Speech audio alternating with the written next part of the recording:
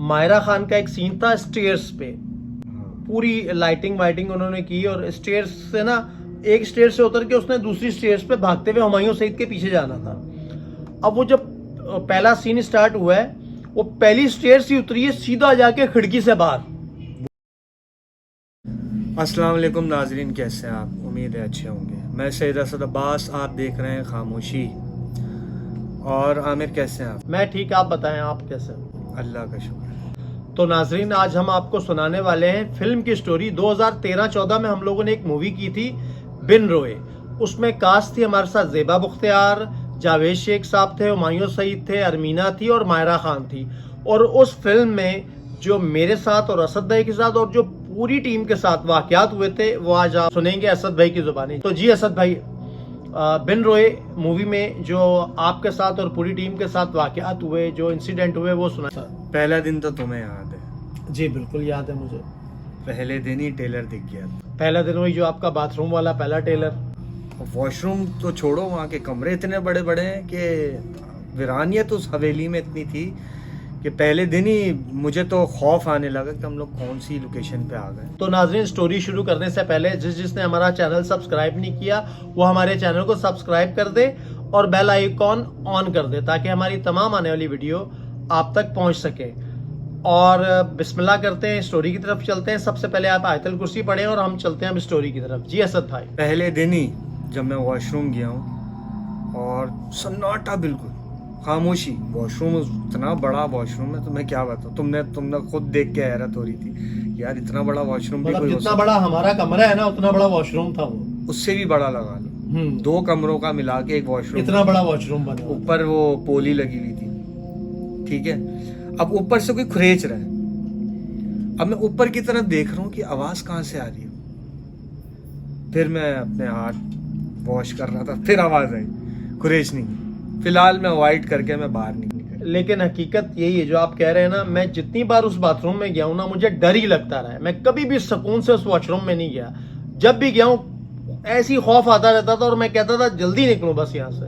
आमिर, उसके बाद हम लोग बाहर सीन कर रहे थे, तो जूनियर आर्टिस्ट हैं, 3-4 लड़कियां थी और लड़के थे। ये लोग आपस में सीन कर रहे थे। तो मैं हुमायूं सईद के साथ बैठा हुआ था। तो अब ये लोग रिहर्सल कर रहे थे अपनी। तो रात का टाइम था, ठीक है ना। रात का तकरीबन लगा लो अंदाज़न 10:30-11 बजे का। हमारी जितनी भी शूट्स हुई हैं रात में ही हम लोग हुई हैं, दिन में हम लोग कर ही नहीं पाते थे क्योंकि हवेली के सीन थे और इन हाउस ही सारा कुछ। और वो लोकेशन भी कोई इतनी खतरनाक थी। कायदे आजम का घर था, बहुत पुराना, 200 साल पुराना घर भाई। चारों तरफ दरख्त ही दरख्त थे और उस दरख्तों के बीच में एक उनकी जो हवेली बनी हुई थी। और वहां रात के टाइम एक तो दरख्तों पे परिंदों की आवाजें और इतना खौफ आता था। यकीन माने हम लोगों ने पूरे 2 महीने शूट किए और जब वो शूट खत्म हुई है ना तो हमने अल्लाह का शुक्र अदा किया है। तो जी असद भाई, मायरा खान और हुमायूं सईद वाला जो आप सीन बता रहे थे, छत पे मायरा खान और हुमायूं सईद इनको कंकर पड़ रहे थे। कहाँ से कंकर आ रहे हैं उनको ये नहीं पता, बस उनको कंकर पड़ रहे हैं। अच्छा, कंकर आते एक होता है ना कि यार यहाँ से मैं तुम्हें कोई चीज मांग, हाँ, तो तुम्हें नजर पता है कि आएगा मेरी तरफ से आ रहे हैं। जी जी। अब वो दोनों खड़े हुए डिस्कस कर रहे हैं, अब कंकर कहाँ से आ रहे हैं नहीं। छोटे छोटे पत्थर जो होते हैं वो कोई मार रहे हैं। छोटे थे कंकर, लेकिन उनको लग रहे थे। फिर ये दोनों नीचे की तरफ आ जाते हैं। मतलब वहाँ पे शूट ही नहीं किया आप लोगों ने? वहाँ हम लोगों ने शूट ही नहीं किया। फिर जब हम लोग नीचे आ गए, फिर नीचे हम लोग दूसरे स्टूडियो में गए। फिर थोड़ी देर बाद पता चलता है कि जी अरमीना गिर गई सेट के ऊपर। हाँ, वो मैं वहीं मौजूद था। अरमीना का सीन चल रहा था शेख साहब के साथ। शेख साहब उसकी तरफ देख रहे हैं और उसने ना, उसके फादर का रोल था, जावेद शेख का उसके फादर का रोल था, तो उसको उसने हक करना था, ठीक है। वो यूं आई और यूं ही नीचे गिर गई है। हाँ, मुझे याद है। 2 दिन बाद मैमुना दुरैत का बेटा मेकअप रूम में हम लोग सब बैठे हुए थे। वो चेयर पे बैठा हुआ था और बैठे बैठे आमिर वो गिर जाता है और बहुत बुरी तरीके से गिरता है कि उसका चेहरा जो है वो जाके चेयर पे लगता है, दूसरी चेयर पे। ऐसा लगता है किसी ने धक्का मारा हो। धक्का क्या, ऐसा था कि हम जो देख रहे थे, क्योंकि हम लोग बैठे हुए थे सामने, जैसे नीचे से चेयर किसी ने खींच ली हो। सही है। अब थोड़ी देर बाद आमिर, फिर वही सीन होता है दोबारा कि जैसे चेयर कोई खींच लेता है, वो दोबारा जाके गिरता है।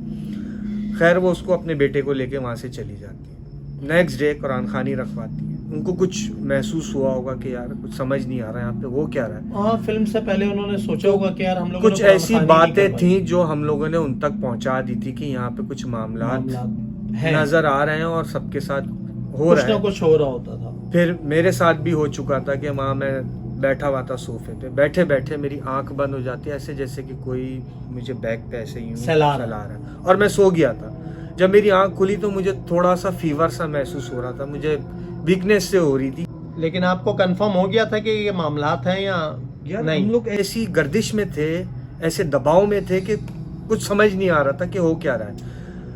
अब उसके नेक्स्ट डे आमिर, माहिरा खान और हुमायूं भाई अपने तैयार हो रहे थे, रेडी हो रहे थे, मेकअप रूम में थे।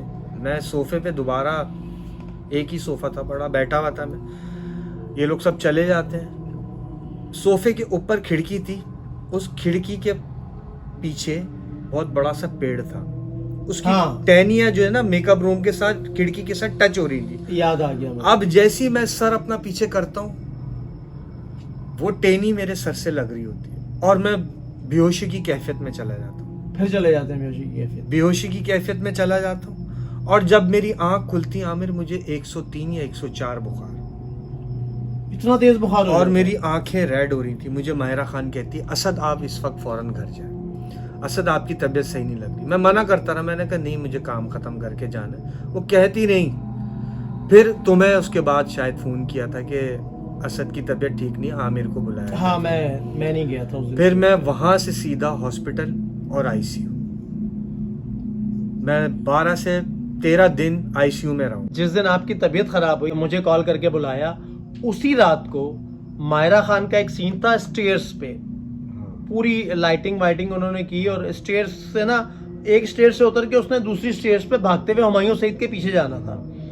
अब वो जब पहला सीन स्टार्ट हुआ है, वो पहली स्टेयर से उतरी है, सीधा जाके खिड़की से बाहर। वो तो बच गई, उनको पकड़ लिया, नहीं तो वो बिल्कुल ही नीचे जाके गिर। हाँ, ऐसा लगा, वो कहती है मुझे ऐसा लगा मुझे किसी ने धक्का मारा है यार। हद तक के मायरा खान ने भी कहीं कहीं मैंने उनको बोलते हुए सुना है कि मुझे यहाँ पे फीलिंग्स अच्छी नहीं आ रही, कुछ अजीब हो रहा है। हाँ, बस काफी लड़ाइयाँ भी होती रही सेट पे, तो बस बड़ी मुश्किल से हमने उस सेट पे। और वो लड़के का तो आप सीन बताया नहीं, वो जो आपने एक पिक्चर बनाई, फिर वो जो लड़के का एक सीन था, वो जो लड़का दरख्त पे देख देख के बातें कर रहा था और हंस रहा था, वो सीन तो आप भूल गए। वो रमजान जब हमारा स्टार्ट हो गया था, तो वो सहरी बना के जो है ना, वो अपनी जगह पे जाके बैठ जाता है। अब वो बैठा हुआ तो है, हमने सहरी की और हम लोग बाहर की तरफ आने लगे, तो वो बैठा हुआ हंस रहा है, बिल्कुल स्टिल बैठा हुआ और पेड़ों की तरफ देखते हुए हंस रहा है। मैंने हिलाया, हुमायूं भाई ने उसको हिलाया, एक दो लोगों ने और हिलाया। अब वो कोई रिस्पांस नहीं दे रहा, सिर्फ हंसे जा रहा है। मैंने पानी का जग उठा के उसके ऊपर डाल दिया, फिर भी उसको कोई होता ना, मैंने ठंडा बर्फ का पानी उसके ऊपर डाल दिया। वो लेकिन अपने वही नॉर्मल उसमें वो हंस रहा है और देख रहा है पेड़ की तरफ।